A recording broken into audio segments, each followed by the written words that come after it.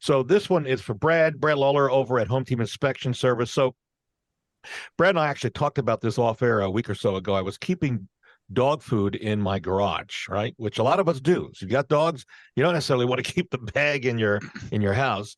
And all of a sudden I noticed there were bite marks through the bag, a plastic bag, a big, they come in those bags, through the dog food. And I thought, Brad, I thought at once it was mice, Right. but then the height of the bite marks was not down towards the bottom. It was up a good 4 or 5 inches. Yeah.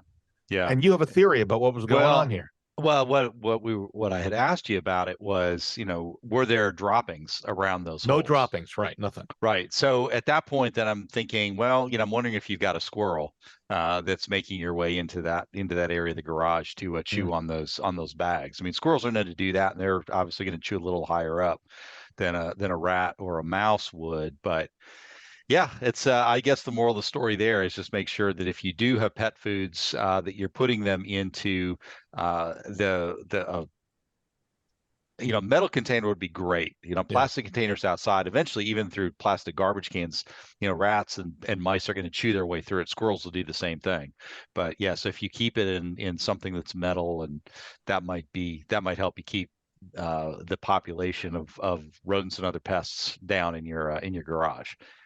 So I get my dog food delivered, just so you know, in boxes, and so I'm keeping it in the cardboard box.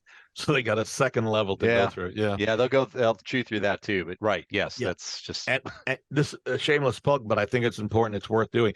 So Brad has a company called Team Bug Out, which also does mice and mice rat and control rodents as well, or yeah, just mice? we'll deal with rats, mice. Okay, We don't do raccoon and squirrel exclusion work. That's a different animal. But general pest control, Team Bug Out Pest Control will do that. We'll get that number out to you in a second. I think the interesting point that I learned out of this was if there are droppings, then it's going to be a mouse or a rat. But if it's not, it could be a squirrel. Okay. We're just identifying the pest by its droppings.